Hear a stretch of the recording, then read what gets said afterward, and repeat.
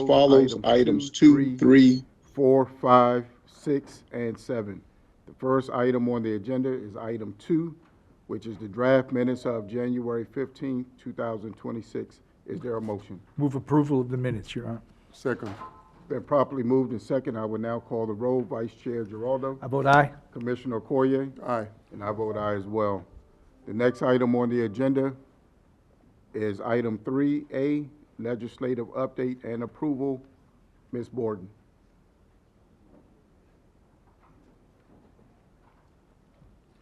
I think she is still stuck in Montgomery County. So I will come back to item 3A.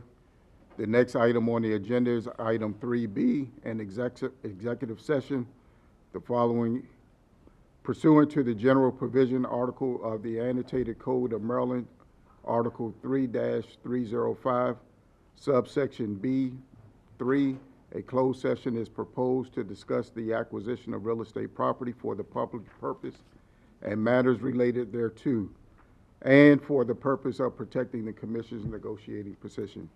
It is now 10:02, and we will go into a closed session. Motion. Yeah. Motion. Move that we go into executive session. Second. Been properly moved and second. All in favor signify by saying aye. Aye. Aye. Chair. I will call the roll for the closed session. Vice Chair Giraldo, Vote aye. Commissioner Okoye. Aye, but aye. I'll see you guys later on. We'll be back.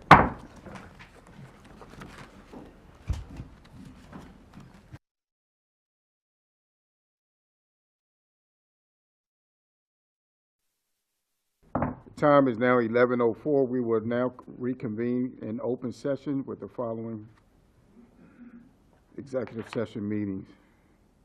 Executive session. Got it.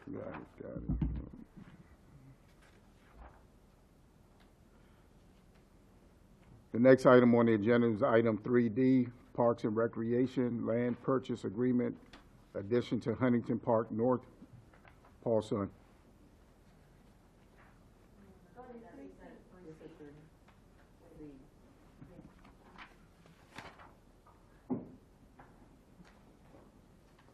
Item 3C, Park Recreation Historic Agricultural Resource Preservation Program. Mr. Sun.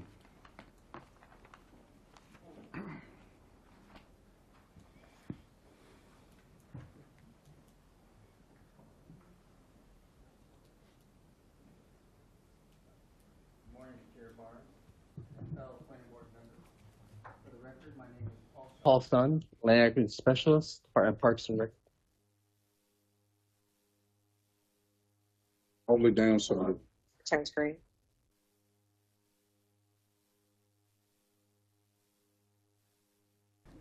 Good morning, Chair Barnes, fellow Planning Board members. For the record, my name is Paul Sun, Land Acquisition Specialist, Department of Parks and Recreation. We are here today to seek your approval on a Historic Agricultural Resource Preservation Program, otherwise known as HARP, easement, purchase agreement. Joining us today is Janine Nutter from Prince George's County Soil Conservation District, SCD, who is the HARP Program Administrator. Next slide. The subject property is located in the southern part of the county on Milltown Landing Road, approximately 1 mile east of its intersection with Croom Road. Next slide, please. Just before you begin, just a brief background on the HARP program. It's one of several land preservation programs that are available in Prince George's County. The Commission funds this particular program in partnership with SCD. Next slide, please. By legislation, SCD was named the HARP Program Administrator as they oversee the marketing program, along with the daily activities and management of the easements once they are acquired. Next slide, please. The property is approximately 33 acres in size and abuts adjoining MET, Maryland Environmental Trust easements, and is close proximity to other existing HARP easements and commission-owned property, as shown in green. With that, I will turn it over to Ms. Nutter, who will be providing the more specifics on the property. Next slide, please.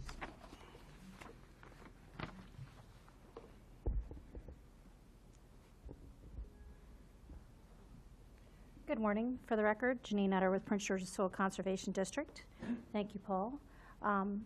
I'll continue with the proposed acquisition. It is 33 acres. It is comprised of approximately 9 acres of cropland, about 19.5 acres of woodland, 2 acres of pasture. It has a house on it.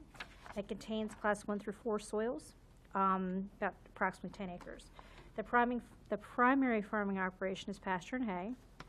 And Paul had spoke about the contiguity to other prior preserved properties, as well as park and rec land. It's over 400 acres. Next slide, please.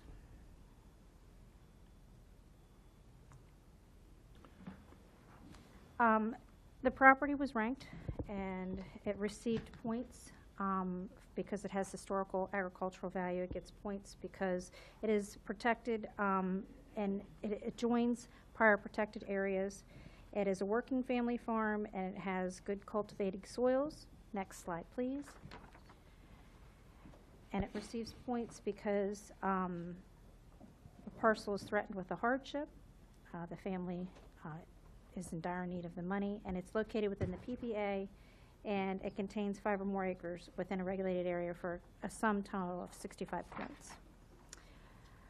Independent appraisals were completed in June 2025, indicating an average value of $91.51.45 an acre. Sorry.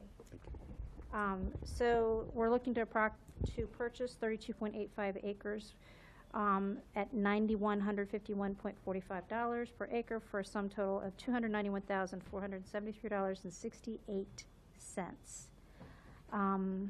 Next slide, please. That concludes my presentation.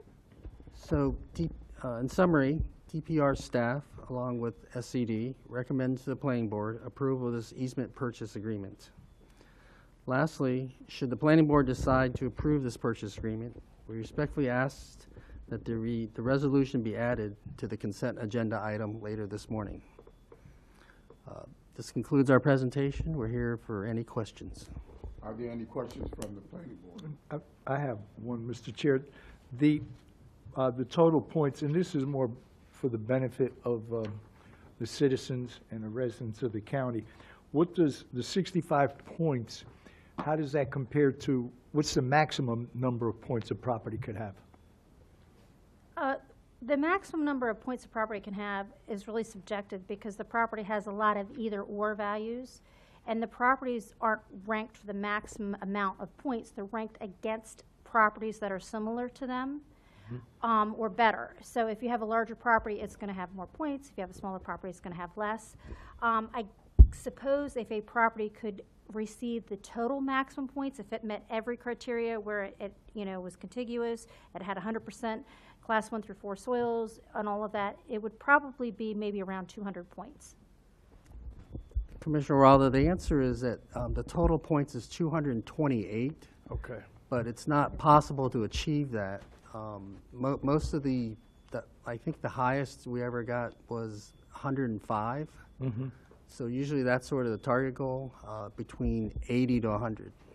And that's why I asked the question, because I know from prior ones that we've approved, and there've been many, 65 just seems kind of low compared to others that we've had.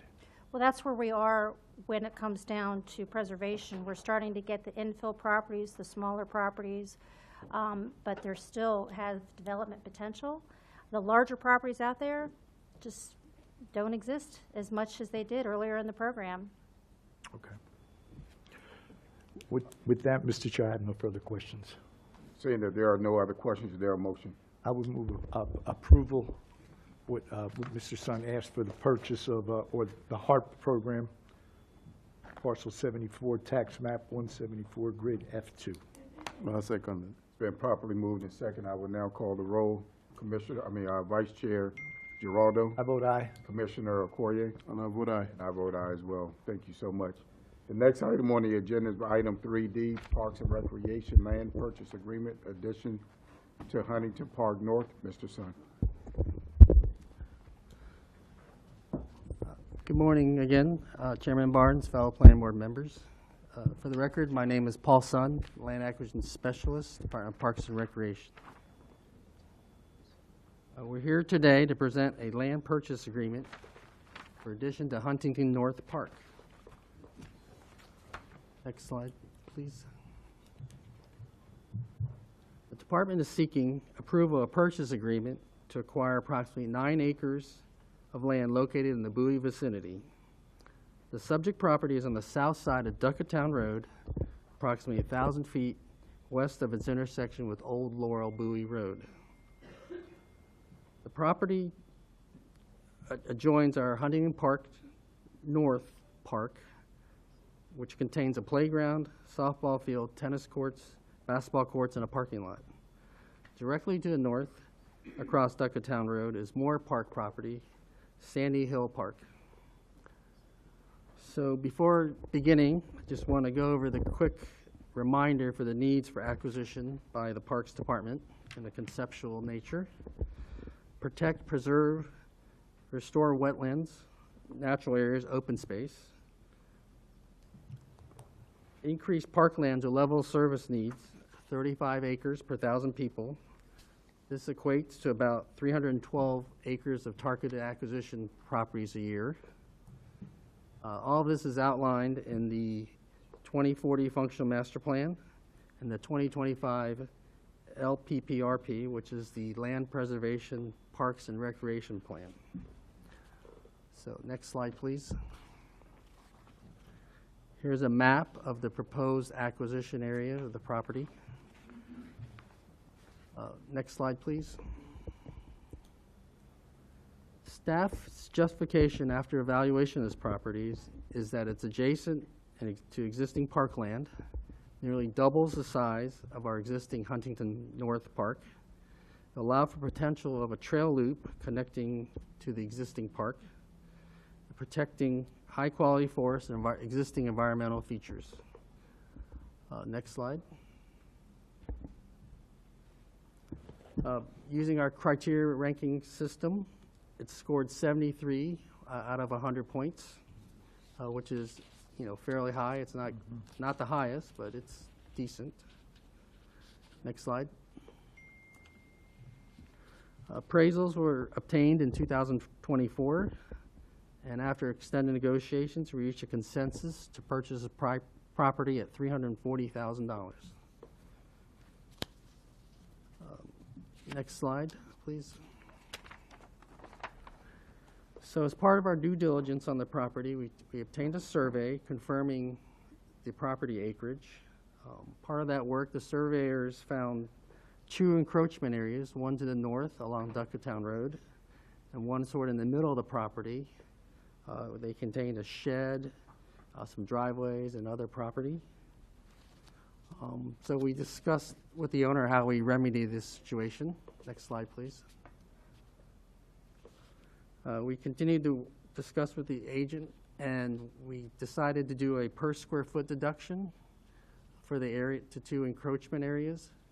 The total area to be purchased is 8.74 acres now, at a price of $326,670.68.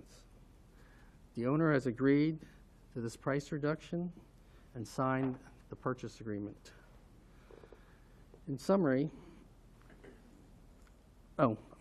we wish to note that the funding for this property has been approved by Department of Natural Resources on July 3rd of 2025. Next slide.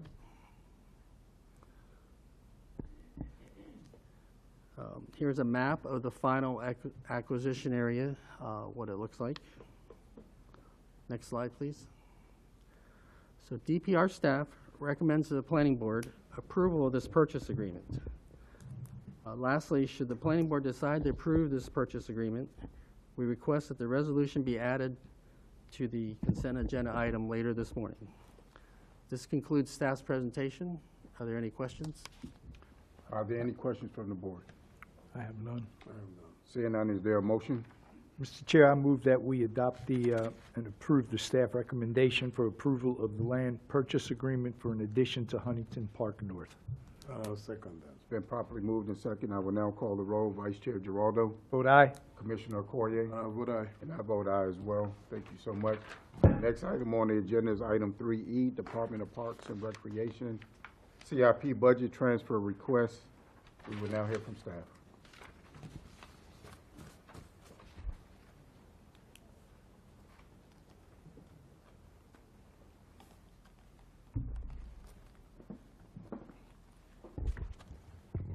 Good morning, Chair Barnes and members of the Planning Board. My name is Claire Worstel, and I am the Capital Budget Manager for the Department of Parks and Recreation. I'm here today to request a budget transfer. A memo regarding this transfer is in your packet. On September 16th, 2025, the Prince George's County Council introduced CR 101-2025, which added $20 million from the Park Fund to the approved 2026 through 2031 CIP for the Temple Hills Community Center. That's PDF 499331. The resolution regarding this transfer was passed on October 7th, 2025. In order to take action internally, we now need to process an internal budget transfer reflecting the October council action. The budget transfer aligns with Practice 360, Item 1, Budget Amendments, as the change would increase the budget by more than 10% for a park or recreation project, and it increases the total approved budget for FY26. Staff is requesting that Planning Board approve a budget transfer that will move $20 million from the Park Fund to the Capital Projects Fund. And I'll take any questions regarding this at this time. Are there any questions from the board? I have no. If seeing no questions, is there a motion? Mr. Chair, I would move that we adopt the recommendation of staff and approve a budget transfer that will move $20 million from the Park Fund to the transfer to Capital Projects Fund. I second. It's been properly moved and second. I will now call the roll. Vice Chair Giraldo, Vote aye. Commissioner Okoye, Aye. and I vote aye as well. Thank you so much. Thank you.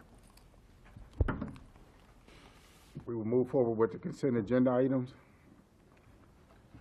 Is there anyone who wishes to oppose the staff's recommendation on the consent agenda items? Are there any board members that like to discuss them? And if not, is there a motion? Mr. Chair, after consideration of the record for items 4D and 4E, I move adoption of the staff's findings and approval of the items on the consent agenda in accordance with the recommendations of staff. Mr. Chair, I second that. It's been properly moved and second. I will now call the roll. Vice Chair Giraldo, Vote aye. Commissioner Okoye, And I vote aye. and I vote aye as well. We will move on to the regular agenda items. The first item on the agenda is item 5, Detailed Site Plan, DSP-20053-02, West Hyattsville, Phase 2, ETOD. We will now hear from staff. Good morning, Good morning, Chairman Barnes and member of the Planning Board. For the record, my name is Mahsa Vetenduz, and I'm presenting on behalf of Jill Kosak with the Urban Design Section Planning Department. Item number 5 is a detailed site plan, DSP-20053-02, which requests the development of 342 multifamily dwellings unit with the associated infrastructure and amenities. In a letter dated January 6, the applicant requested the continuance of this hearing until February 19, 2026 to allow for the filing of a necessary departure. The departure has since been filed and is under review. The applicant also agreed to a waiver of the action limit to allow for the delayed hearing. Urban Design recommends that the Planning Board approve the request of continuance and schedule the application for the Planning Board hearing date of February 19. That concludes the staff's presentation. Thank you. Seeing there is no one in opposition, are there any questions from the Planning Board? None. Seeing none, is there a motion? Yeah, Mr. Chair, I move that we continue DSP-20053-02 to the date of February 19th, 2026. I second that, Mr. Chairman. It's been properly moved in second. I will now call the roll. Vice Chair Giraldo, I vote aye. Commissioner Okoye, I vote aye. and I vote aye as well. Thank you so much. The next item on the agenda is item 6, preliminary plan of subdivision PPS-2024-031, Silver Hill Apartments. This is an evidentiary hearing. We will now hear from staff. Good morning again, Mr. Chair and members of the board.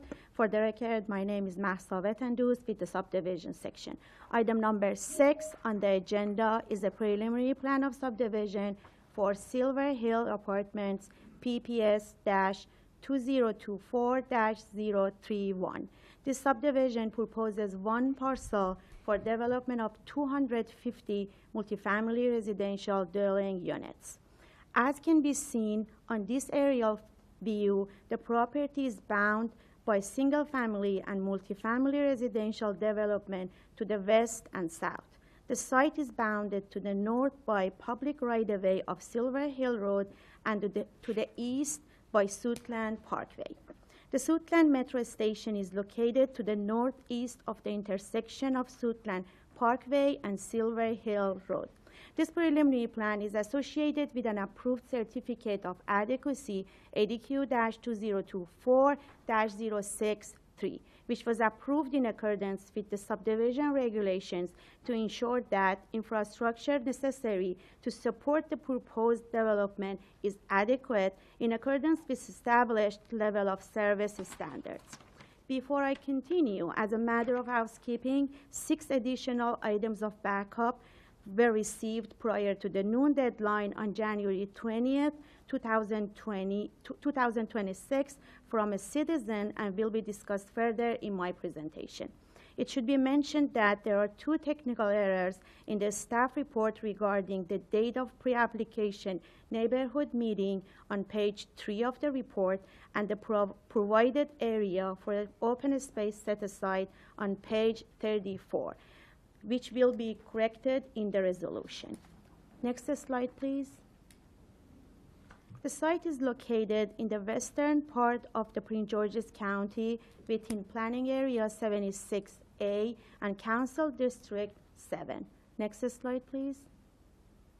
More specifically, the site outlined here in red is located in the southwest quadrant of the intersection of Silver Hill Road and Suitland Parkway.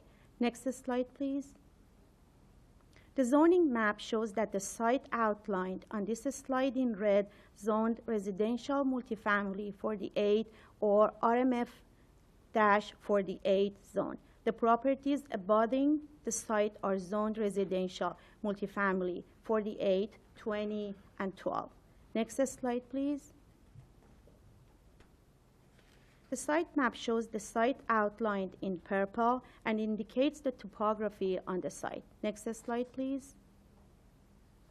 The master plan right-of-way map shows that 2 master plan roadways impact the subject site.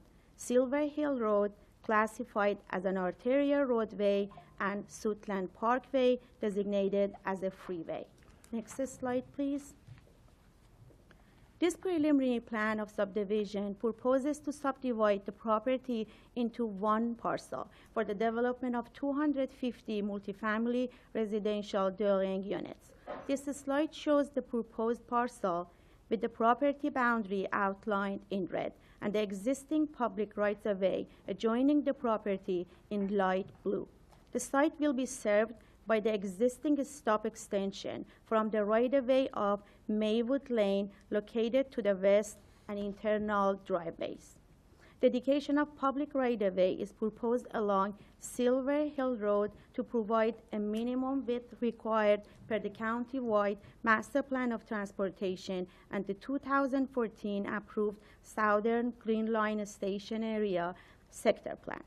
The applicant requested a variation from Section 24-4205 of the subdivision regulations in order to modify the location of the public utility easement along Silver Hill Road. The requested variation and staff analysis is further detailed on pages 13 through 16 of the technical staff report. Next slide, please. This slide shows the Type 1 tree conservation plan with the proposed on-site woodland preservation and reforestation area highlighted in green. The woodland conservation requirement is proposed to be met through on-site preservation, reforestation, enhancement, and off-site credits. The applicant has requested a variance from Section 25-122B1G, which requires preservation of specimen trees. This preliminary plan of subdivision proposes removal of 10 specimen trees on the site, the location of which are shown by green circles on this slide. This variance request is supported by the required findings for approval and discussed further in the environmental findings on pages 29 to 32 of the technical staff report. Next slide, please. This slide shows the location of open space set aside and recreation areas. Open space set aside requirements for this project are proposed to be met with the provision of natural areas, plazas, and active recreation areas. Next slide, please. As mentioned at the beginning of this presentation, staff received 6 exhibits submitted by a citizen, Ms. Tawanda Carter, which are provided as additional backup materials for this preliminary plan. In all her exhibits, Ms. Carter expresses concerns regarding traffic safety, volume of traffic on adjoining roads, and pedestrian connectivity to the Suitland Metro Station. As mentioned before, a certificate of adequacy for this case was approved in accordance with Section 24-4503 and is not before the Planning Board for consideration today. The proposed development was evaluated for traffic impacts, transportation adequacy, and bicycle pedestrian adequacy. Also, there currently exists a pedestrian connection from Maywood Lane to Suitland Metro Station along the southern side of Silver Hill Road. In conclusion, the subdivision staff recommends that the Planning Board adopt the findings and approve the preliminary plan of subdivision PPS-2024-031, Type 1 Conservation Plan, TCP1-2025-0034, the variation request from Section 24-4205 to modify the location of a public utility easement, and a variance request from Section 25-122B1G for removal of 10 specimen trees subject to the conditions in the technical staff report. This concludes the staff's presentation. Thank you very much. Are there any questions for staff? I have none. Seeing none. Mr. Gold? I have one. I'm sorry, go ahead. Just want to make sure that Ms. Tawanda's concern was addressed fully. Most of the concerns are regarding the traffic adequacy and bike and pedestrian adequacy that was discussed during the ADQ, which was approved prior to the Planning Board. Okay. Thank you. Mr. Goldsmith, before you come up, unfortunately, I'm going to have to take a 15-minute recess.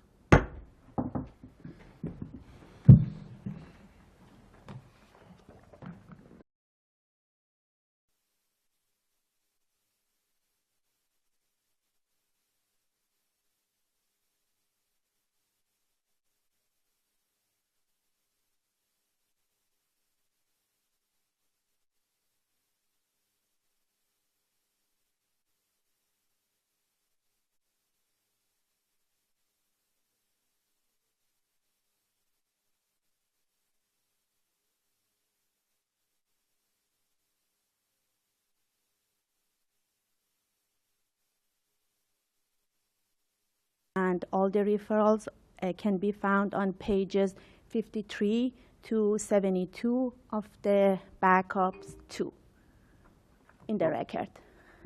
Thank you very much. Mr. Goldsmith, before you get started, we would like to get you sworn in. Will all persons who intend on giving testimony on this matter, both in person and online, please stand if you're able and raise your right hand. Do you swear or affirm that the testimony you're about to give is the truth? Yes. The witnesses have been sworn in, Chair. Thank you. Good morning, Mr. Chairman, members of the planning board.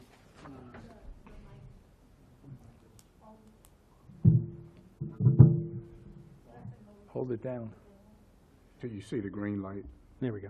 Can you hear me now? Okay. Yes, sir. All right. Good morning, Mr. Chairman, members of the planning board. My name is Peter Goldsmith with the law firm Lurch, Early and Brewer with our, in their Bowie office. And I am here on behalf of the applicants who are the owners of the properties that currently have the address of 4315 and 4319 Silver Hill Road. The applicants are entities that are affiliates of Green Street Housing, TM Associates, and the Housing Initiative Partnership. We have members of all of those organizations either here in person today or I believe watching online as well. Green Street Housing is an affordable housing developer that's located in Salisbury, Maryland, and focuses on affordable housing mostly in the state of Maryland. Here in person is Joe Buckley, their Senior Development Manager. I believe watching online is Matt Auke, a partner and Director of Design and Construction. The Housing Initiative Partnership is a nonprofit affordable housing developer and counseling agency that's based right here in Prince George's County and has been serving this county for 35 years. Here, Sorry, can I stop you? yes, sir. Is anybody here that he's called? If you're here, please raise your hand. As I say your name, please wave. Please. Commissioner would like to know who's here. Put faces with names. With the Housing Initiative Partnership, we have their Executive Director, Stephanie Parstel. With TM Associates, I believe they're listening online, so they won't be able to wave. But TM Associates is another full-service developer, affordable housing developer, and property management company that's based in Rockville, Maryland. And they have developments all over the Northeast, Midwest, and in Florida. I think listening is Adam Stockmaster, the president, and Don Nuzio, their vice president of development. We have our whole technical team here in person with ATCS. We have Luke Matanen, with Piero Tosi and Jasmine Frazier. And then we have our transportation planner and transportation engineer, Katie Wagner, with Grove Slate. For the record, I want to thank Ms. Vatendust for just being unfailingly courteous and constructive throughout every single interaction that we've had with her on this project. I think that her contributions have materially improved the clarity of the issues that we've had to address with the community and before the board, and ensure that we have a complete record. And so we thank her for the extraordinary amount of time that she spent reviewing this very complicated application. And so the multifamily development that I'm here to talk about was called as a placeholder Silver Hill Apartments, but it will be actually known as Metro Grove. And that is to celebrate its close proximity to the Suitland Metro Station. And when we return for the detailed site plan, and we will talk more about the proposal, which is to develop the site with up to 250 multifamily dwelling units in 3 buildings and in 2 phases. It will include affordable housing, deeply affordable housing units, and include units reserved for people at risk of homelessness and youths aging out of foster care. This is a very special project, and I think, and we will, when we return, we'll also talk about all the abundance of services that we're going to provide to the residents. But the development, the application that's before the board today is the subdivision request. So it's not the final review of the development. At the most basic level here, what we're asking for is to consolidate 2 parcels into a single parcel, and we're looking at access, stormwater, utilities, and of course, conformance to the master plan. The adequacy of public facilities have already been certified, and we're not discussing the building, the site design and architecture, and all that stuff will again be reviewed at the detailed site plan phase. But that said, I think it's important to provide context for why we're asking for this subdivision. And I know the chair has made it very important to emphasize the community engagement that we have conducted, and so I will do that. And I also want to give a preview of the project, just because subdivision applications don't always paint the complete picture of all the hard work that has gone into the development.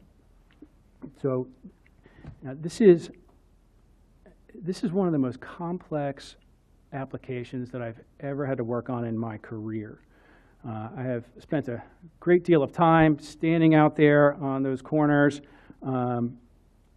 walking the property and trying to understand how this property, sitting barely a quarter mile from the Suitland Metro Station, in an area that the county has targeted for development for years, has remained mainly untouched. There are a couple small dilapidated homes occupying the property, and not much more, despite this transit-oriented location.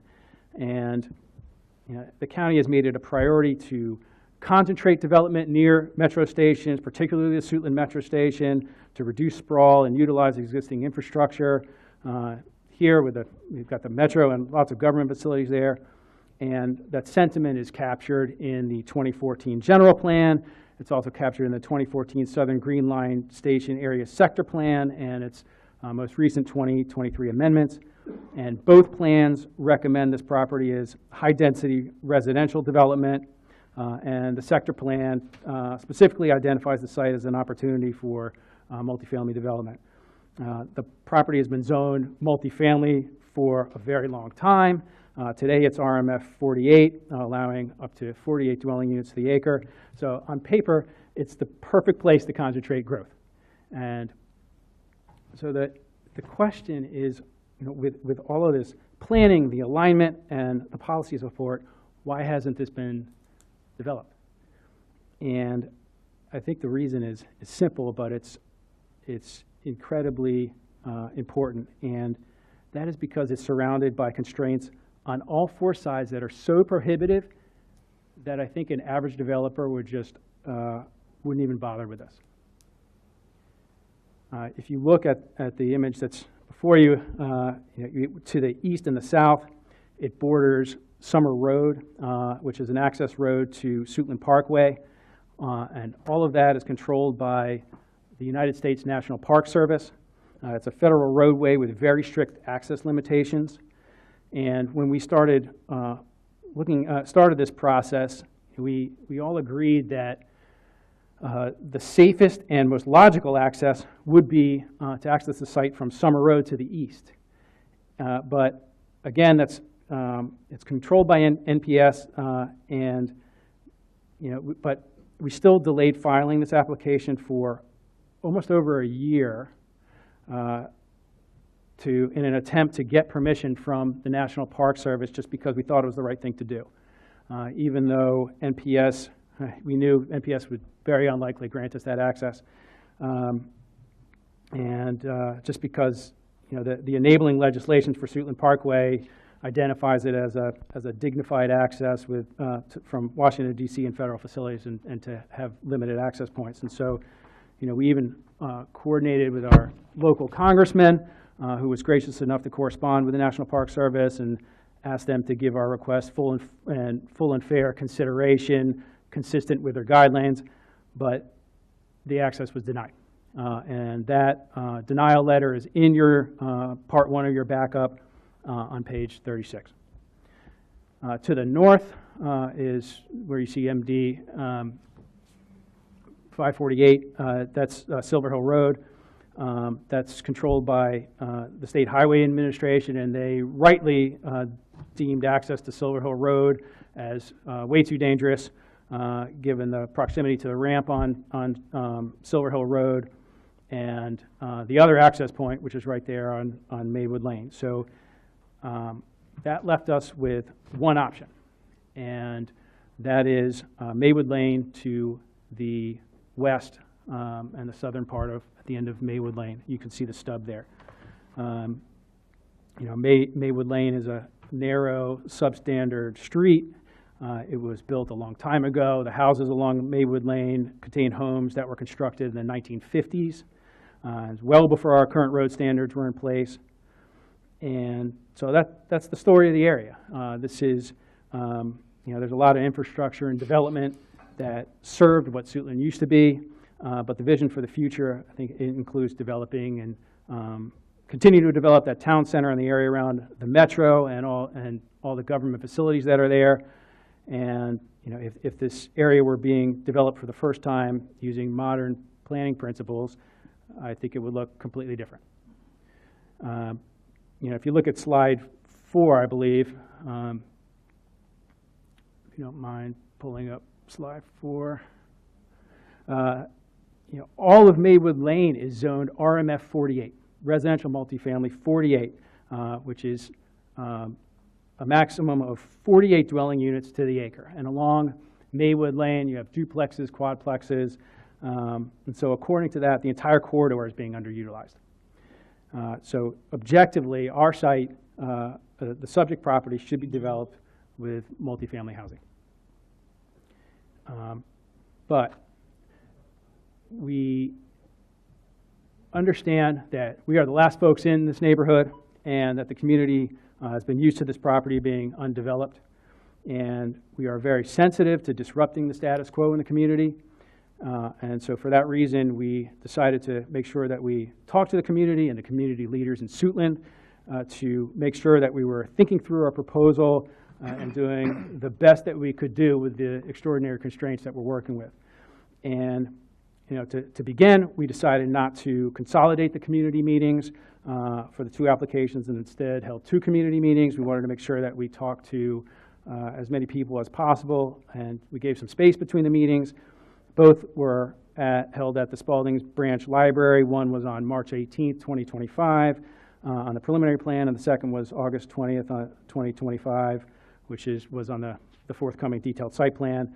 We stayed late, answered all questions to the best of our ability. We stayed until the library closed, handed out all our information to everybody in attendance, and made sure that they knew how to get in touch with us. The Suitland Action Team asked us to join them at National Night Out on August 5th, 2025, and we had a whole team go out there to Windsor Crossing Community in Hillcrest Heights. And had an opportunity to speak with community members, also spoke with several police officers who worked that beat. And one of them actually made a point and said that he preferred to only have one access. And we didn't think about this until he said it. He preferred that that we only had one access to the site because he thought it was safer for one way to have one way in, one way out. Then a couple of us came back again 3 days later to meet with the leaders of the Suitland Action Team back to the same community on August 8th, 2025 to discuss this project even more. And so even though we fulfilled all our obligations to the legal obligations to speak with the community, on October 28th, 2025, we met with the Suitland Civic Association at the Suitland Road Church of Christ, which has a really great community space in the basement, if anybody's looking for it. We appreciated the civility of that conversation. I thought it was extremely productive, and Brittany Patrick does just a phenomenal job as their president, representing their members, and she has our information and knows how to reach me. I even emailed her to make sure that her members were aware of the hearing today.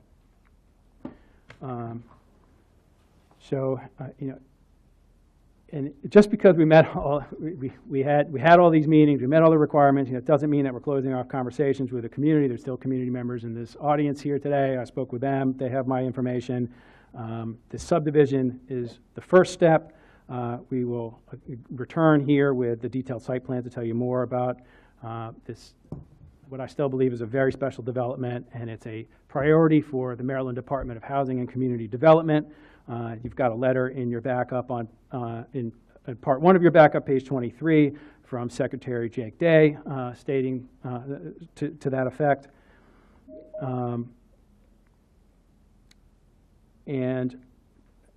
Because this proposal conforms with the general plan, conforms with the sector plan, meets all the subdivision requirements set forth in our numerous statements of justification and the staff report, we ask that you approve the variation, tree variance, TCP1, and preliminary plan of subdivision. And we really do look forward to coming back and continuing our conversation with the Suitland community and returning to you with our detailed site plan. We are in complete agreement with staff's conditions. We have nothing to add to them. I think I know Ms. Carter and others are waiting online, and we are, and she's been waiting a long time, so I think it probably makes sense to let them speak and then reserve the rest of our testimony for rebuttal and closing, and we'll make sure that we address any concerns that you have about what the citizens raise. Excuse me. Before I go to my colleagues, let me start my questions to you. I think this is a very complex project. I would agree with you. Since I've been here on July the 8th, I think I've tried to make it abundantly clear on how important it is that there are as much community engagement as possible on these types of cases, simply because I believe it is important that the community is involved every step of the way and their voices are heard.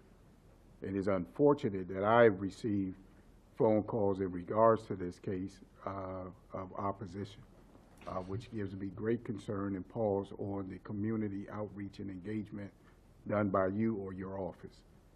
It is important to note that I used to represent that area as a delegate. So I am very familiar with the area, I am very familiar with the project, and I am most familiar with the concerns of transportation, crime, and other things that go on in that community. From listening to you speak and the community outreach that you conducted back in October, we are now in January, which I would love to know what other community outreach has been done since October. It is always my belief that you're never going to get 100% to all agree, regardless of how much outreach that one does. But it does concern me that the folks that are present to speak, as well as those that are not here that have voiced their concerns and opinions to me, is somewhat troubling. And especially when I have an elected official coming in to speak in opposition, gives me greater pause. So I would love to hear more on your proposal on community engagement and your outreach efforts as we continue to move forward. Yes, sir. Thank you, Mr. Chairman. The elected official, I believe it's Dr. Moss, he attended the second community meeting. I did walk up to him at the end of the community meeting, hand him my card, made sure that he knew how to get in touch with me. The line of communication is still open with him. Last week, because there's been some space between some of our community meetings and this hearing, I did email the Suitland Civic Association to make sure that they were aware of this hearing and asked them if they had any questions leading up to this hearing. I also emailed Ms. Carter to make sure that she was aware of this hearing and asked her if she had any questions about this hearing, and to let her know that there will be a subsequent presentation on the detailed site plan that's following. That today was really, we're just talking about the subdivision, but the details of the development are still being worked out. And she's got my phone number. We've spoken on the phone several times and exchanged emails as well, and we take her concerns extremely seriously. Are there any questions for Mr. Goldsmith? I have none. Seeing none, I believe that there are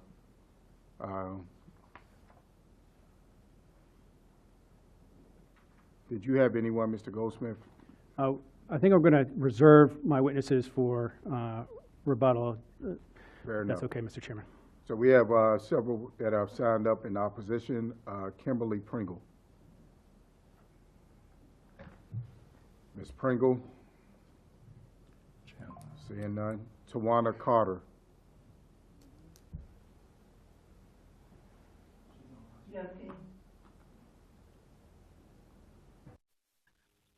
I'm on a phone line. Are you able to hear me? Yes, ma'am. Yeah. Okay. Ms. Carter, before you get started, can you confirm that you've been sworn in? I haven't been sworn in. Okay. Can you kindly raise your right hand? Do you swear or affirm that the testimony you're about to give is true? Yes, I do. And also, I noted on your sign-up sheet that you identified yourself as being with the Maywood Lane neighborhood. And I wanted to clarify if that is an official association that you're speaking on behalf of, or are you speaking on behalf of yourself as an individual?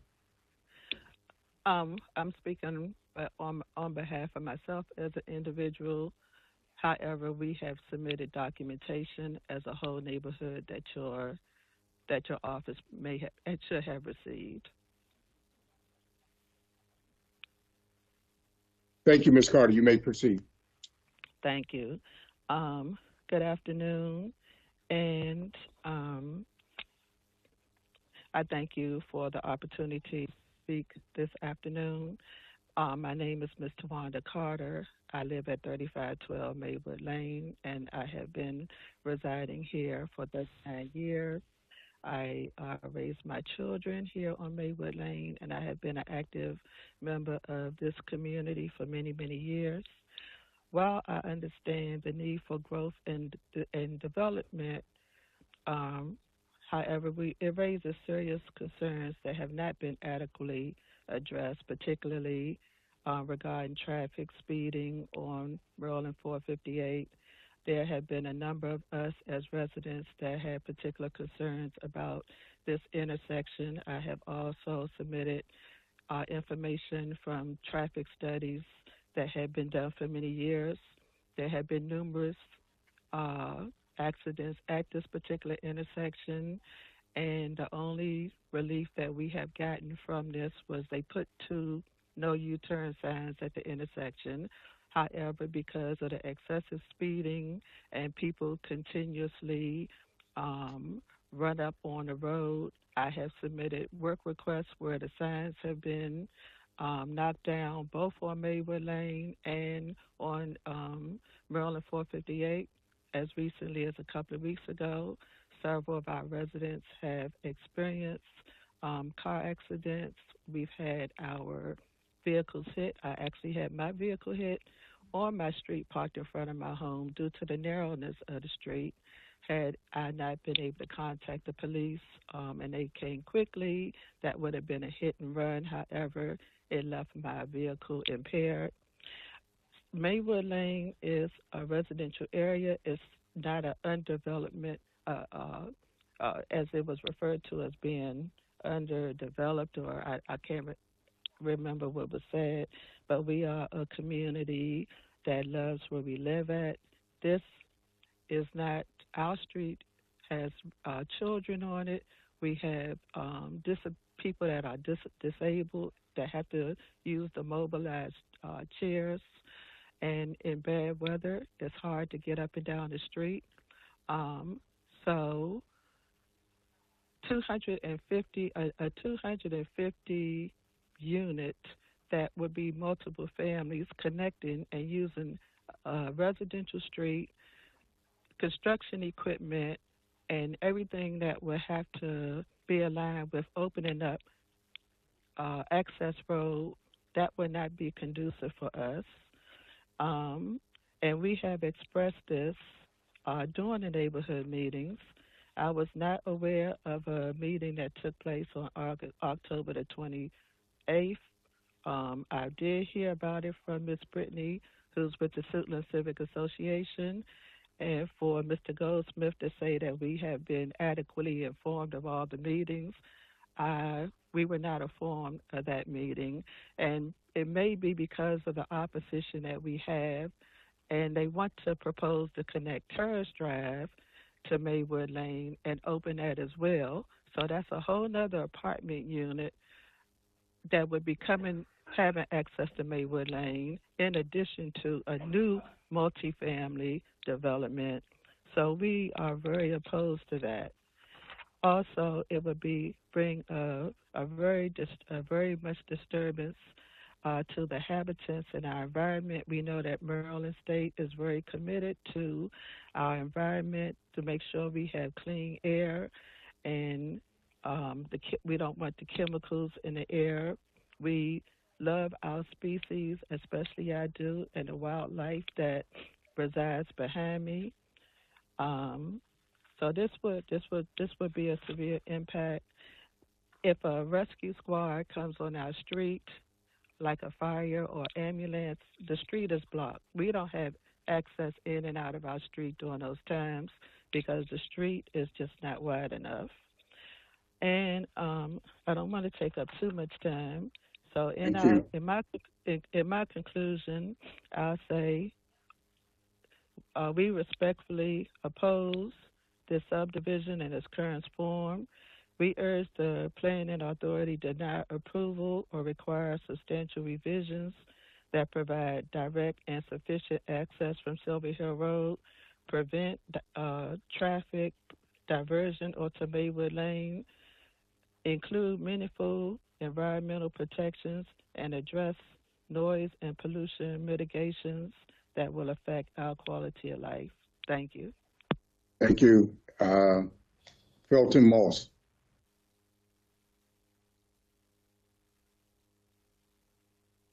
Mr. Moss here? Seeing none. Mr. Goldsmith. Thank you, Mr. Chair. Really do appreciate all the conversations I've had with Ms. Carter. I've had a number of phone calls with her, spoke to her in person at meetings. You know, we really do care. We really do listen. When Ms. Carter first called me in February of last year to tell me about some of the accidents along Silver Hill Road, you know, when Ms. Carter first called me last February to tell me about some of the accidents on Silver Hill Road, I immediately shared that information with our team to discuss whether we could do something about it. You know, clearly, based on her pictures, motorists are not complying with that no U-turn sign, which is endangering people that are trying to leave and exit and enter Maywood Lane, which is why the State Highway Administration recommended closing that median off. And that's what we plan to do as part of that, as part of this development. You know, our team has been working collaboratively with staff, agencies, and the community to try to find realistic, responsible solutions. And when we were getting ready to meet with the Suitland Civic Association, we started to, you know, we were bouncing ideas off each other, trying to figure out what we could do with this. And if you look at that picture right there, it looks like Maywood Lane is connected to Terrace Drive, and that would be an alternative exit. Well, that doesn't exist. At the end of Terrace Drive, right before it connects to Maywood Lane, it's closed off. The topography is, the Terrace Drive is higher than Maywood Lane. There are dumpsters. There's a parking pad on the side of Terrace Drive, and so we started to try to start exploring what it would be like to open up that avenue to maybe alleviate some of the concerns there, just because Terrace Drive is wider. And so when I was speaking with the Suitland Civic Association, we realized that nobody on Maywood Lane was a member of the Suitland Civic Association. So I spoke with the president and said, you know, would you be able to disseminate all the information here to the folks within the community and try to do that? And so that's what she did. She made sure that Ms. Carter received that information, which is why she knows about it and how she got that, how she learned about this. But this is very early. In order to make, that's a much better picture there. You can see that that connection doesn't exist. And so we are still early in exploring this. In order to do that, it would require coordinating with several agencies and also the property owners, because we have to move it's an enormous engineering exercise. We have to move a parking pad, redesign a cul-de-sac on that side, but we're willing to spend the time and money to look at this because it could provide a solution here. And what I'd like to do is call our transportation engineer, Katie Wagner, because she can explain some of these improvements very eloquently, and I'm going to ask her to introduce herself, provide her credentials on the record, and explain, why closing off that median on Silver Hill Road is the best alternative, and then also address the existing traffic issues that preceded us and preceded this development. Mr. Goldsmith, before she comes up, if you don't mind, Ms. Pringle is online. That way you may be able to address all of those concerns at one point. Ms. Pringle? Good afternoon, board members and attendees. So, Sprinkle, before you get started, can you confirm whether or not you've been sworn in? Yes, I have been. You may proceed. So I want to say that this potential development would definitely change life as the way we know it on Maywood Lane. A lot of us have been here for 30 plus years as homeowners. And I want to say the traffic is horrible on Silver Hill Road. And you've heard that. In 2024, I was turning on the Maywood Lane and I was rear-ended and I was incapacitated for 3 months. I broke my right tibia.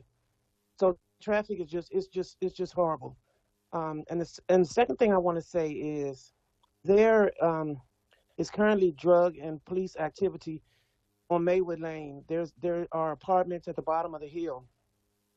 I anticipate if this development goes through, there's going to be more criminal activity, and that's concerning to the residents on Maywood Lane. Thank you. Mr. Goldsmith, you may proceed. I'm going to ask Ms. Wagner to come up here, address the transportation concerns, and then I will address the remaining issues that the neighbors have raised.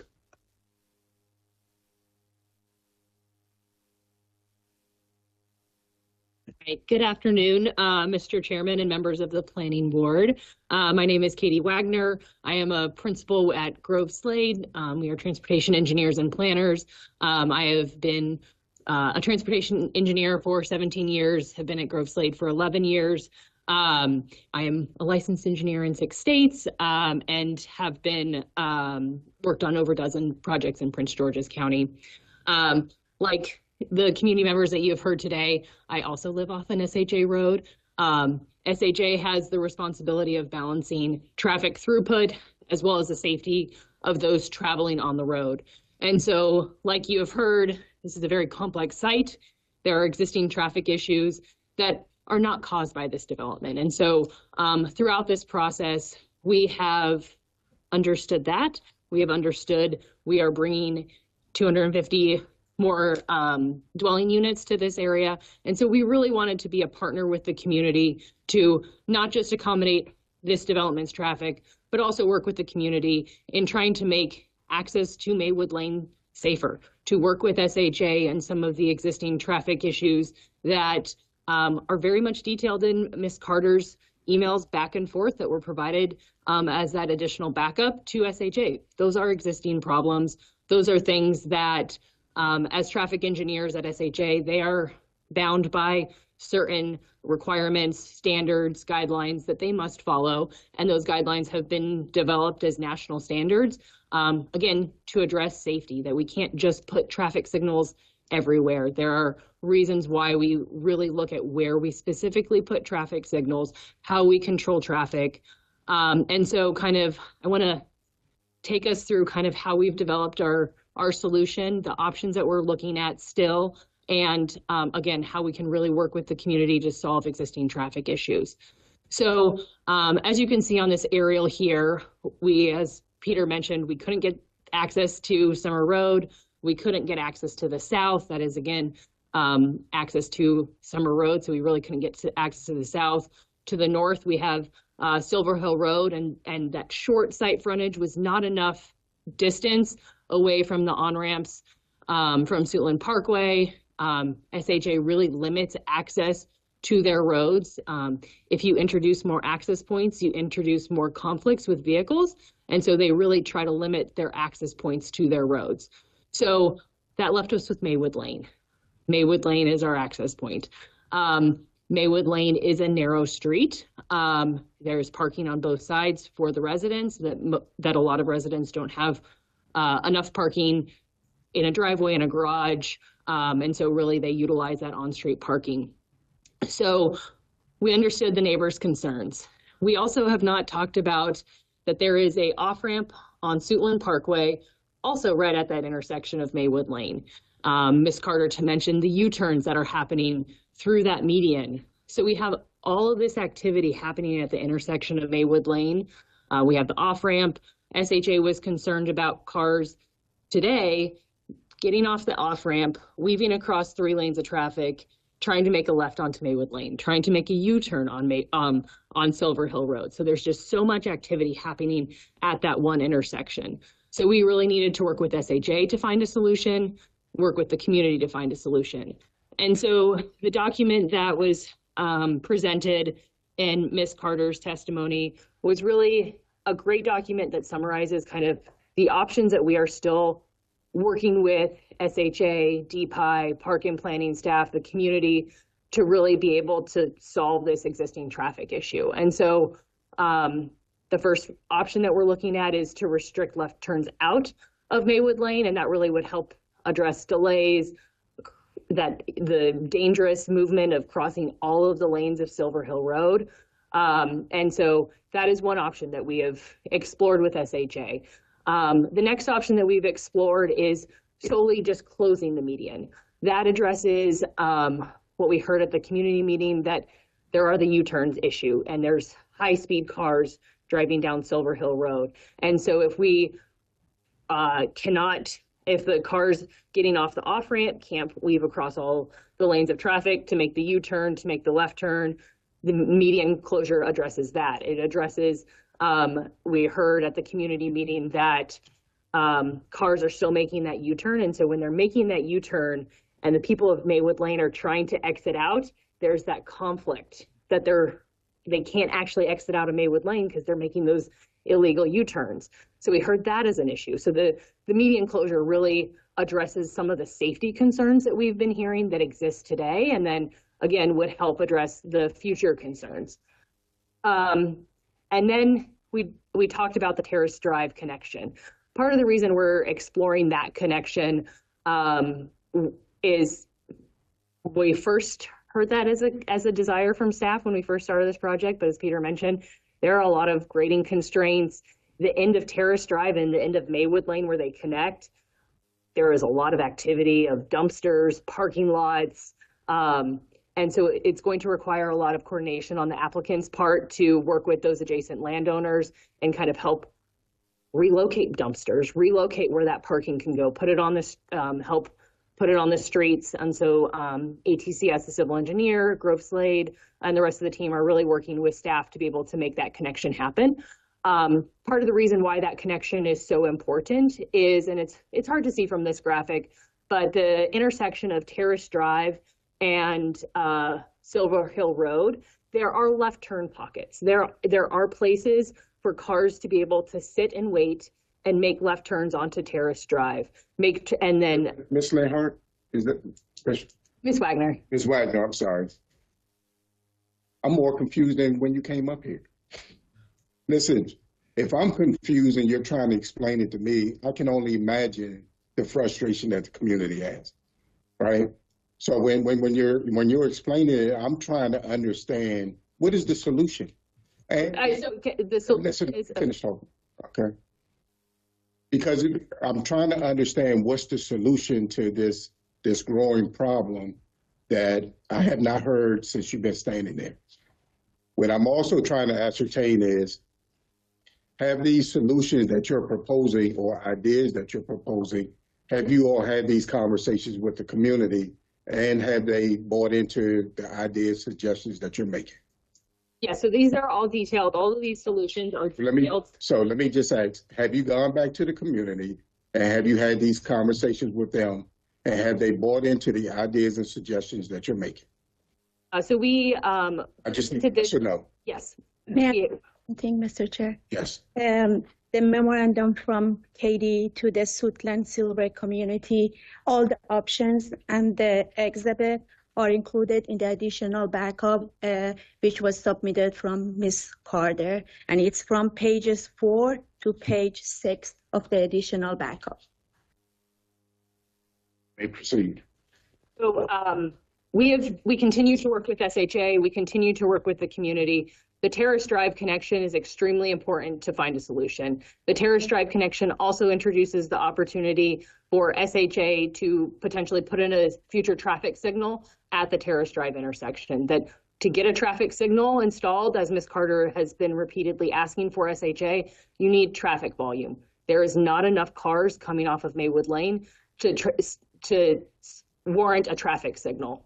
By introducing the connection with Terrace Drive, you provide the opportunity for safe lefts in and out to both the Maywood Lane residents and the Terrace Drive connection, as well as introducing the opportunity for future coordination with SHA to signalize that intersection to not only address cars, but also to provide a protected crossing for pedestrians across Silver Hill Road when there is a considerable distance. So that is the solution that we continue to work with SHA, the community, and DPI to be able to implement for the community. Are there any questions? Yeah, just, so what has been SHA's response? SHA recommends closing the median. That is what they recommend. And as a traffic engineer professional, do you believe that that helps to solve some of the problems that? Yes. 100%. I believe that that helps solve a lot of the problems, and why we were excited to get that letter from SHA. And would some of the complaints from Ms. Carter, I believe, has also been speed. Would speed bumps on Maywood Lane help? The issue with Maywood Lane is, and I believe this her speeding concerns really are on Silver Hill Road. Maywood Lane is a very narrow street, and so when you have narrow streets with parking on both sides, it's very hard to go fast because you're paying attention to everything that's happening. But Maywood Lane is a downhill, and you can only put speed bumps on certain grades of roads, or else your cars are flying over the speed bump, and that's not a safe condition. Okay, thank you. So how do we address the narrow roadness and the cars being parked on both sides on Maywood Lane, as well as you're now closing off or the recommendation by SHA? So that's the Terrace Drive connection, is really how to address that. That Terrace Drive has enough width to accommodate the two-way traffic, and so that really would be able to address that concern. Also, it appears Ms. Carter is aware of this development, correct? Yes. Yeah. And she's still not satisfied. So does that mean that the rest of the community are not? Their concern is to their concern from day one.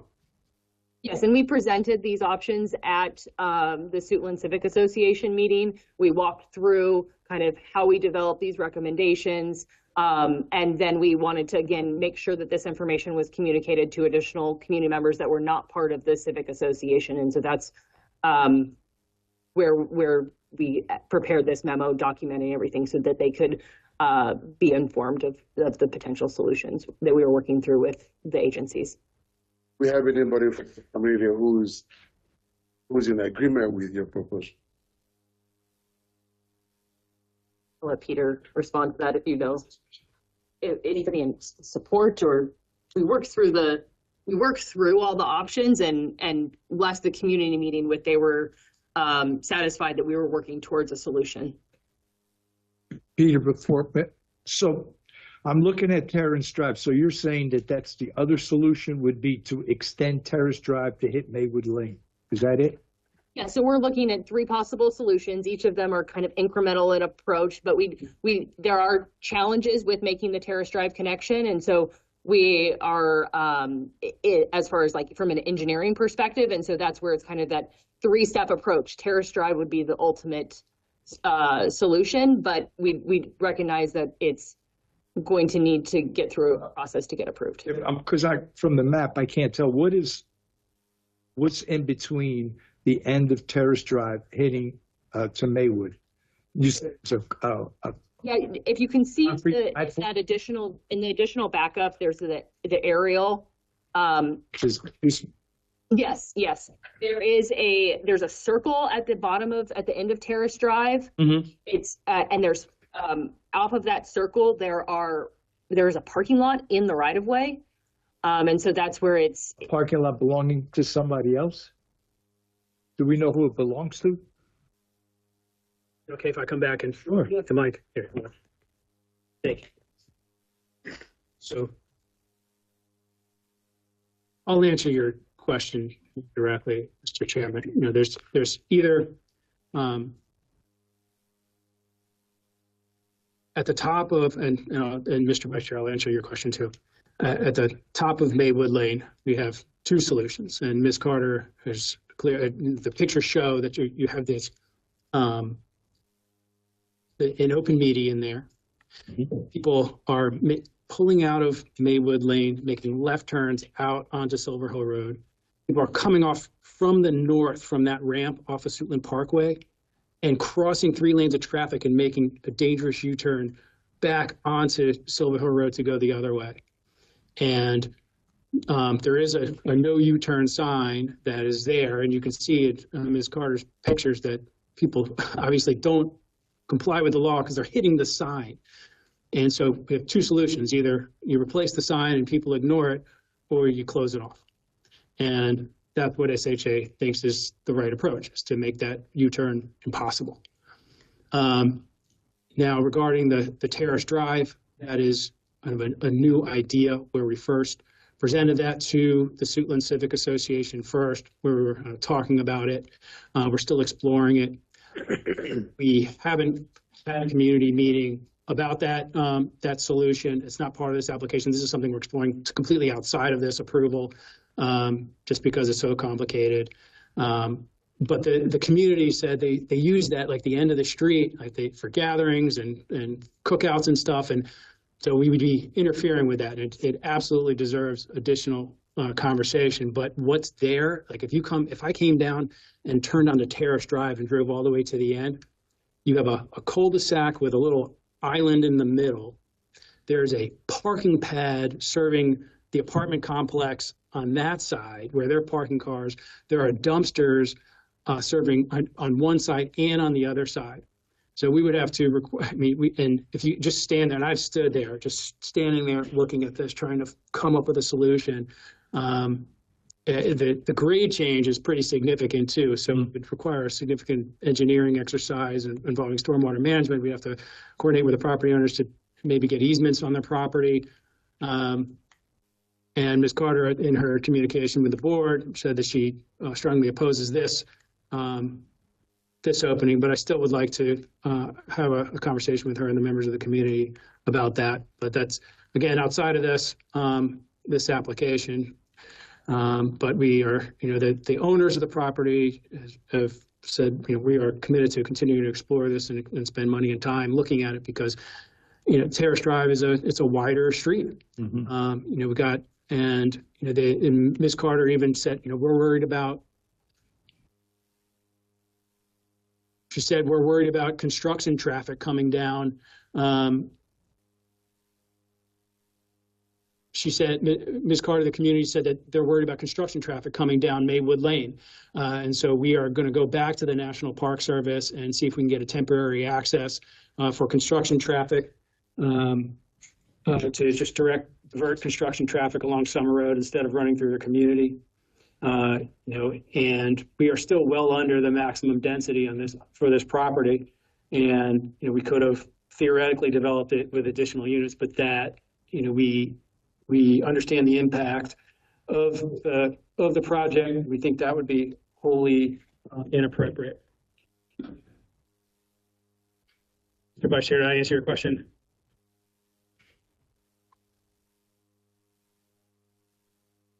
Did I answer your question? And I'm looking for what I'm thinking is if you did the Terrace Drive, then what's going to happen is people are using it for parking now. That's going to create another parking issue for them? They do park on that. They do park on that road. I mean, this is going to be a detailed site plan issue. We're planning to provide more parking that's required. They've made it really clear that people park on Maywood Lane. Sometimes they park their cars on Maywood Lane and then walk over to the metro station. So we do not, we are aware of that, and we want to make sure that we provide sufficient parking on our street, but just to serve our development and don't impact Maywood. Well, then what you're saying is that the parking on two sides of the street on Maywood Lane is people that don't live in the area but are utilizing the community. That's what we've been told by the community. So we want to provide more parking than is required, and we also, again, want to divert our construction traffic. We're going to go back to the National Park Service and see if we can get a temporary access on Summer Road instead of diverting construction traffic down Maywood.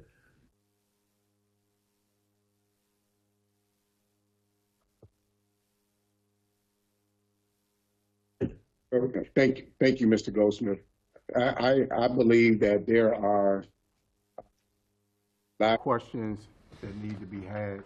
I think there needs to be more community involvement and input. As Commissioner Corrier said, I will ask, has the community bought into the ideas that you guys have? And I did not hear a sufficient answer. So what I am going to recommend to the planning board is that we continue this hearing until next week, and to give you more time to have more community engagement, to bring back better results for this planning board to make a sound decision. Is there a motion? Mr. Chair, I move that we continue PPS 2024-03 to the next planning board hearing date of January 29th, 2026. I second that. It's been properly moved and second. I will now call the roll. Vice Chair Giraldo. Vote aye. Commissioner Corrier. I vote aye. And I vote aye as well. Thank you, guys. Thank you, Commissioners. Next item on the agenda is item 7, preliminary plan of subdivision PPS-2025-009, Comar Manor. My favorite staffer. Good afternoon, Mr. Chair and members of the board. For the record, my name is Mahsa Vatanduz with the subdivision section. Item number 6 on the agenda, item number 7 on the agenda is a preliminary plan of subdivision. Oh, I'm sorry.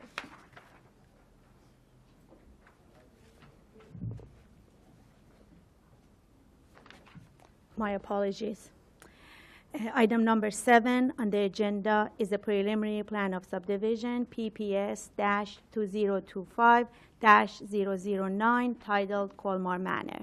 This preliminary plan proposes 2 parcels for 22,291 square feet of existing commercial development. The property is in Neighborhood Activity Center, NAC zone, and is located south of Bladesburg Road, east of its intersection with 41st Avenue. This application is also supported by an approved certificate of adequacy, ADQ-2025-017. Staff has not received any exhibits or correspondence prior to the noon deadline on January 20th, 2026, but it should be noted that there is one technical error on a staff report regarding the recommendation of dedication of right-of-way on page 10 of the report, which will be corrected in the resolution. To clarify, there is no right-of-way dedication is recommended. In conclusion, the staff recommends that the planning board adopt the findings of the technical staff report and approve the preliminary plan of subdivision PPS-2025-009, subject to the conditions in the technical staff report. This concludes the staff's presentation. Thank you. Are there any questions from the planning board? I have none. We will hear from Mr. Tedesco. Good afternoon. Mr. Tedesco, Yes, before you ma'am. get started, Sure. will you raise your right hand, and all parties in attendance who intend to provide testimony stand and raise your right hand? Do you swear or affirm that the testimony you're about to give is the truth? I do, I will. Good afternoon, Mr. Chairman, members of the board. For the record, Matthew Tedesco at the law firm of McNamee Hosey and Greenbelt, here on behalf of the owner and applicant, EHP LLC. With me this afternoon is Michael Lenhart from Lenhart Traffic Consulting. If you could acknowledge yourself, Mr. Lenhart. Thank you. From Atwell Online, we have Paul Woodburn, and here in the audience we have Morgan Walabita with us this afternoon. Also online from my office, we have Dominic Lockhart, who is our senior land planner for the project. On behalf of EHP, the owner, we have representatives Kevin Kennedy and Julian Curry. Julian is in the audience. If you could just acknowledge yourself, thank you. This is a fairly straightforward case, Mr. Chairman. I won't belabor the issue. I know I stand before you on many cases, very complicated, very large projects.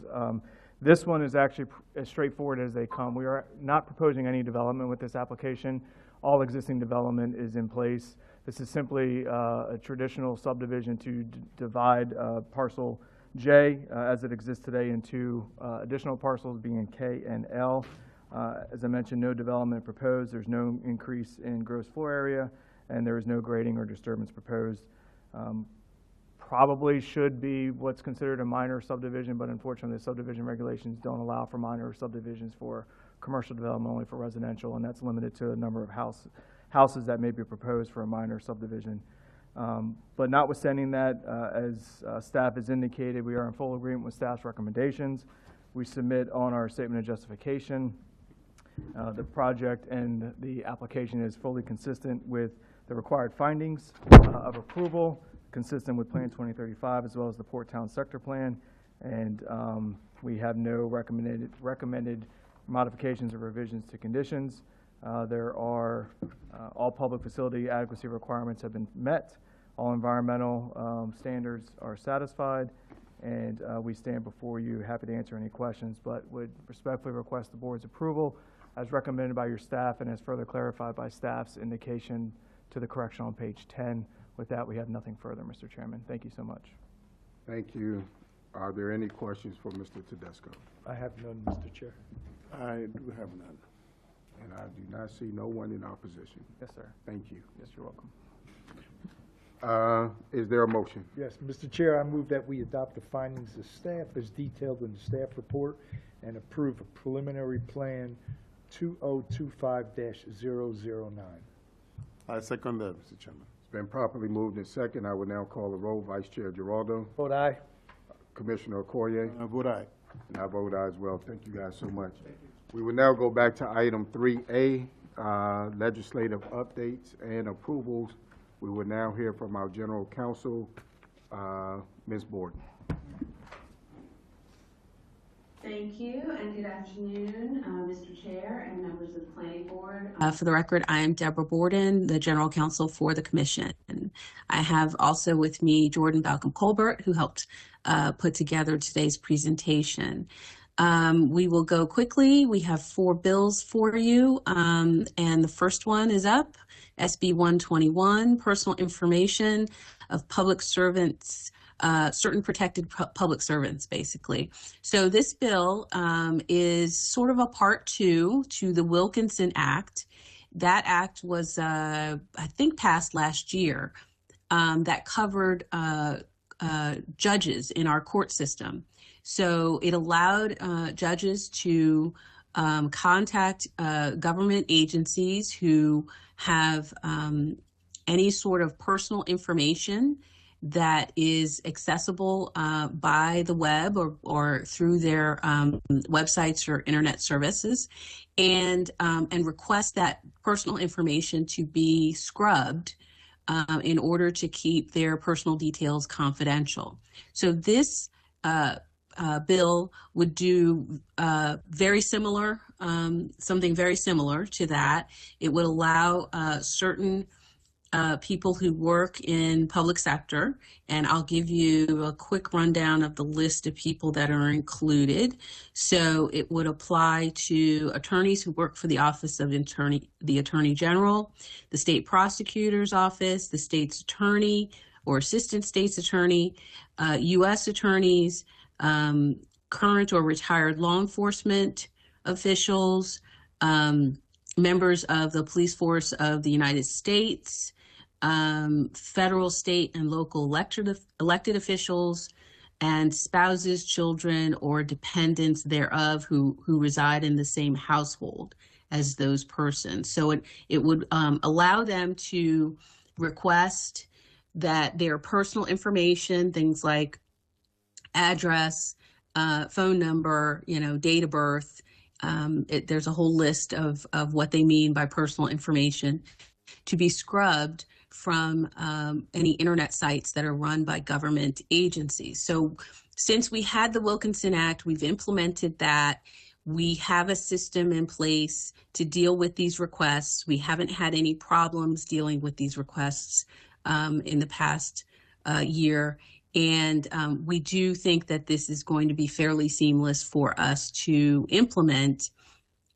We do want to sort of just caution that if they keep adding people to this list, it may get to be to the point where we need to add more resources to deal with the requests.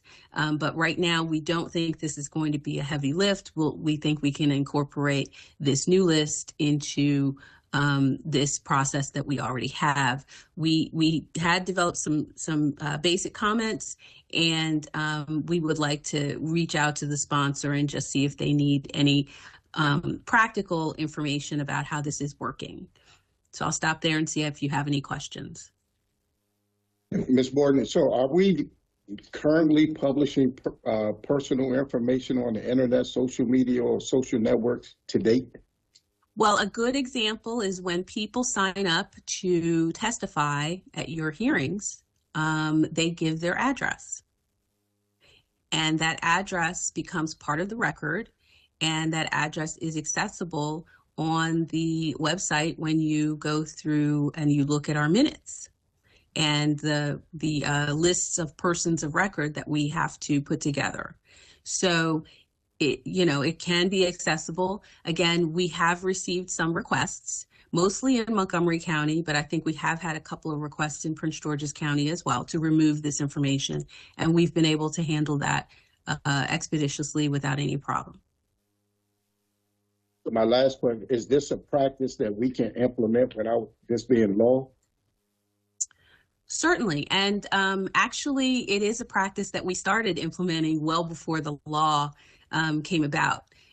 We had a number of people, what comes to mind, police officers who had either testified or who had filed an application for us or with us to do something, some sort of amendment to their site plan that has their house on it.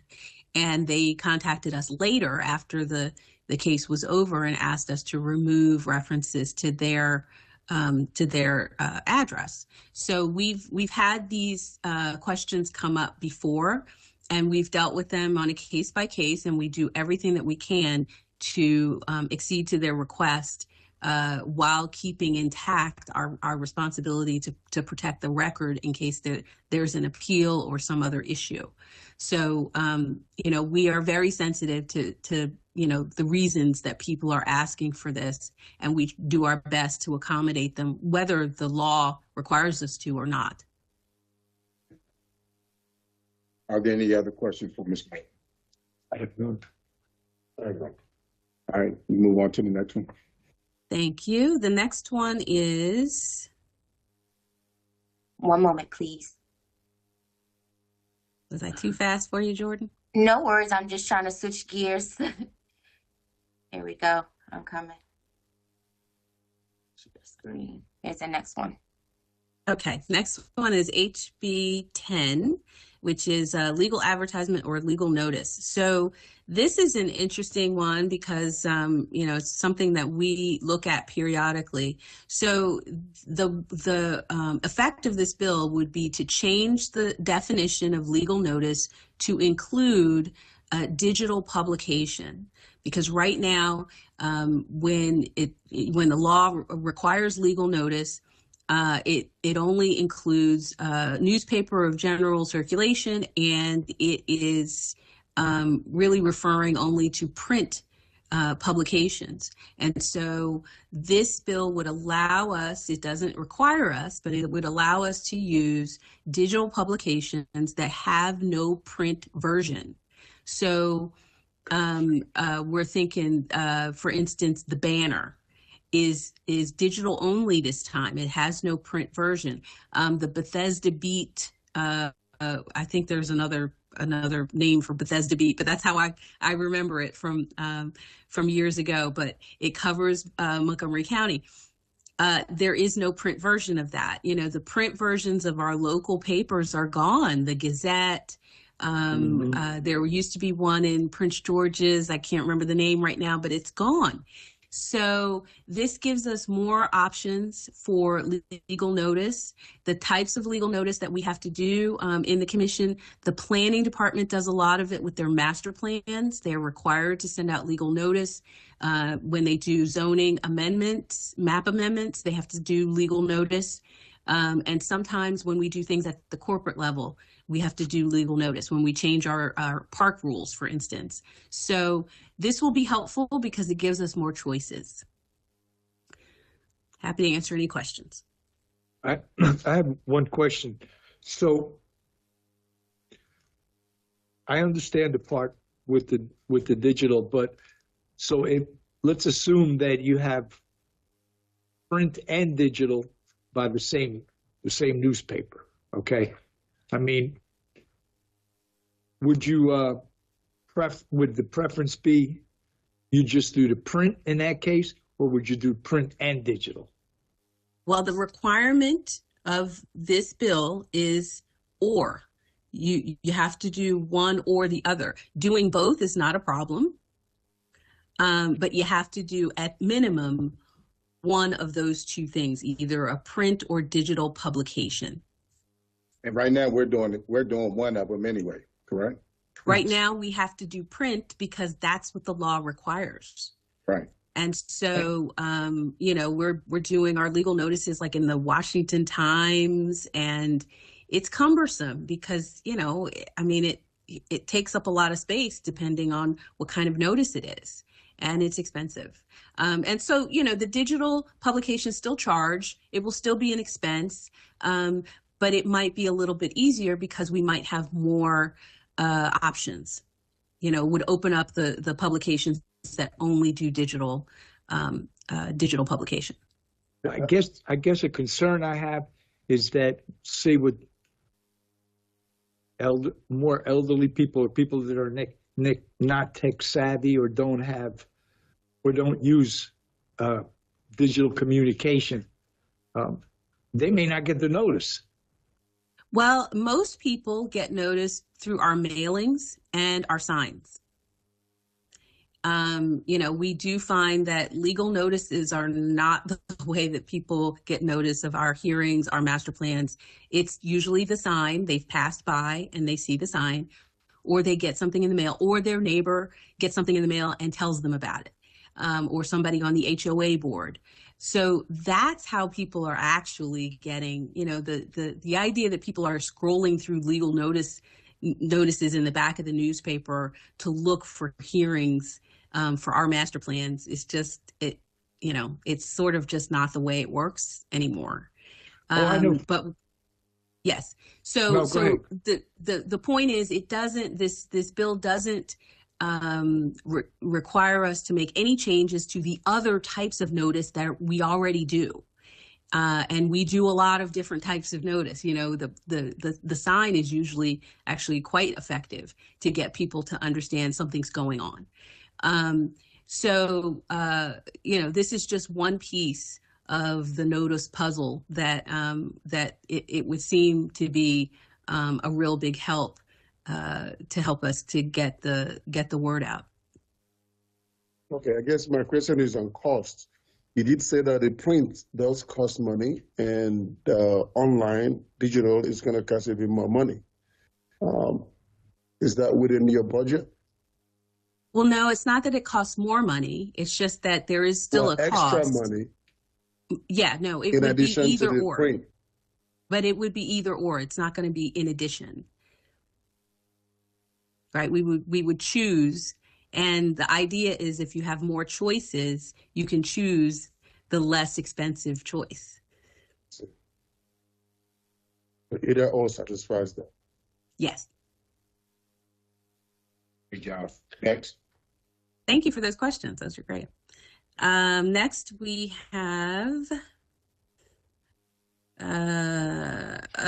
we have the Starter and Silver Homes Act. So SB 239 has been proposed by the governor's administration, and this is yet another push for zoning changes that would help to increase the supply of housing in the state and ostensibly to increase affordable housing in the state. The idea is if you increase the supply, the cost of the end product or the availability of different price points would follow. So with this bill, the state is really making inroads into local zoning. So the state is trying to prohibit the local zoning authorities, local governments from enforcing lot size requirements, dimension requirements, setback requirements, lot coverage requirements, certain design and architectural elements for single family homes. Now, this is probably going to be fairly controversial. The bill itself is very technical, but the idea is that if you remove some of these requirements from the building of single family homes, that you will hopefully increase the amount of homes that are built. Our concerns are around several issues, one of which is, when you have an existing neighborhood that has the homes already there, and you may have a lot that hasn't been built yet, if you then change the development standards sort of midstream, you're dealing then with, a really strange looking hodgepodge that you could end up with. And not sure if in every case you're going to end up with more housing. You're just going to end up maybe with housing that doesn't match the character of the neighborhood that you already have. So by doing this as a one size fits all approach, we are concerned about what the impact of that is going to be, and whether it's really going to result in, increased housing. So we have come up with some technical comments that have been developed by both planning departments very quickly, because we had to get something put together very quickly.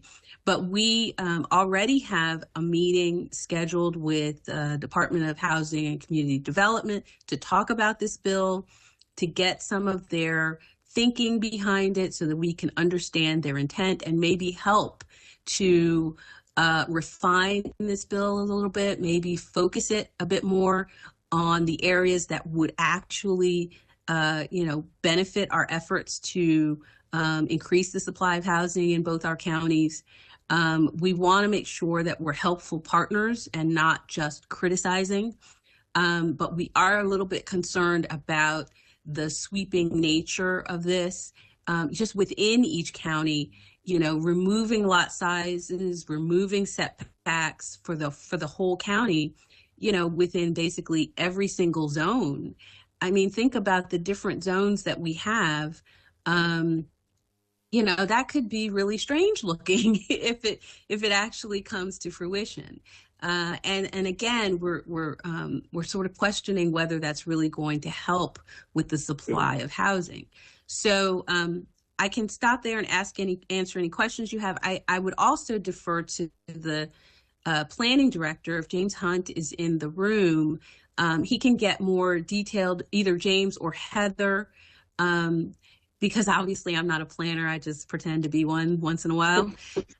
So they can get into more detail about our concerns and about, our strategy to reach out to the administration and try to be helpful to them. We know what they're trying to do. We're right on board with them, but we just want to, we want to see this get a bit more focused.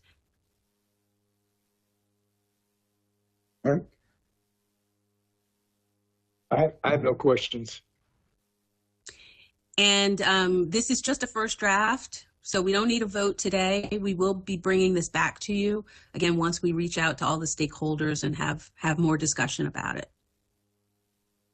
Last one. And we have one more. One second. I believe Mr. Hunt wanted to provide commentary on that last bill. Yes, Mr. Chairman Great. and members of the board, James Hunt, Planning Director with the Planning Department.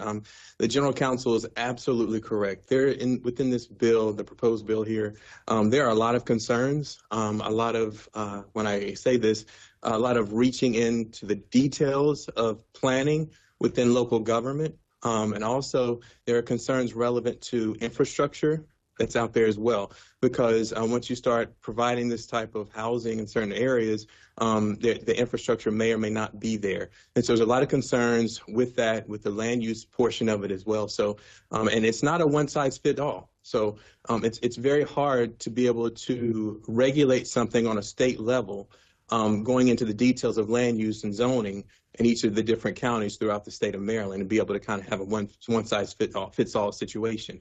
So, one of the recommendations that I would, just like the General Counsel is pretty much saying, is that if they kind of pull back a little bit, tell us what they want us to do, but not get into the details, we can make that happen. Okay, we can make some recommendations to them as a part of this request. But getting into the details right now is very difficult, not only for Prince George's County. We're talking about all counties in Maryland, because we all have different land use decisions and zoning aspects and determinations that are made that are going to be impacted. And it's not, like I said, a one size fits all situation here. I have a lot of concerns with that as it's currently written, but we'd be happy to provide those recommendations back to them on this piece of legislation. Thank you. Ms. Borden? Wonderful. We have one more bill to present to you today, SB 197, Comprehensive General Plans. This is a whopper. This bill is 52 pages long. And so we are, again, just looking at this draft in front of you as a first draft. We think we're going to be refining and talking about this for quite a while throughout this session. And we also would like to see if we can meet with the state planning officials so that we can talk through some of these concerns that we have, because, some may be just drafting clarity that we could work out and understand. So basically what this bill does is it changes the required elements for comprehensive plans in the state. So you may or may not be aware, there's already a section in the land use article that talks about what should be in a comprehensive plan. That means your general plans and your master plans. And it talks about them in context of elements, certain elements that you should talk about in your plan. It doesn't say what you have to say. It says you need to cover these areas, and you need to analyze these areas. And so the bill attempts to add to those elements, as well as restate some of the elements that are already in there. But you can imagine 52 pages, it's a lot of detail. There's a lot more stuff in there now that they're trying to pack into, the required elements for comprehensive plans. So I'll just pull out just a couple of items, because I don't want to go through everything. Again, we're going to bring this back to you probably another couple of times as we work through it. But the bill introduces the idea, for instance, of analyzing housing conditions, like habitability conditions in your master plan. And that would be very unusual. That's an unusual thing to do in a master plan. And we're not sure what that even means. Does that mean they literally want us to survey housing conditions in each county or in each geography? That would be pretty extensive and be, significant in terms of resources that we would have to put to that. So, but maybe that's not what they mean. So again, we want to reach out to them and have a conversation about that. Some of the other things in there, there's some language in there about public facilities and looking at study and findings, making findings that look like adequate public facilities findings. Well, again, not sure if that's what they mean, but that's what it looks like to us. And that's not really appropriate for a master plan. You want your master plan to be sort of an aspirational visioning exercise, and something that you can grow into over a period of years. Your master plan is not something that you do every year. You do it maybe every 10 to 15 years. So having adequacy discussions or adequacy findings to be required in that, things change over 15 years, and you can't do a new master plan every time you add a lane to a road. I mean, that's not practical. And it doesn't seem necessary. So we want to make sure that we understand what they're asking us to do, and that we call out anything that we think is going to be, needing additional resources, either staff or other resources, to complete things like economic analysis. There's language in there about wanting us to do economic analysis, housing analysis. Again, we need to know what they mean by that, because we may need additional staff resources to do any sort of significant economic or housing analysis as part of every master plan. And again, another question, are they intending this to be every single master plan, or is it okay to put this level of detail in your general plan, and then your master plan can be more targeted? We don't know, but it's a wholesale rewriting of the elements that go into our planning efforts. And so we want to really dig into this and make sure that we understand the approach, and that we understand any additional costs, and that we tell them that we think it's going to be either difficult to do or costly to do. So I'll stop there and see if you have any questions, and also defer to Mr. Hunt if he has any additional comments. Done. No comments. But that's it for today. And that's it. That's all we have for you. So we don't need to vote on anything today, right, Ms. Borden? Not today, but we will Okay. be back next week. Okay. Thank you guys so much for the update. If there are no other questions, that concludes all items for today's agenda. I want to thank staff and everybody for their participation. It is now 1:09, and the meeting is now adjourned. Thank you, Mr. Chair.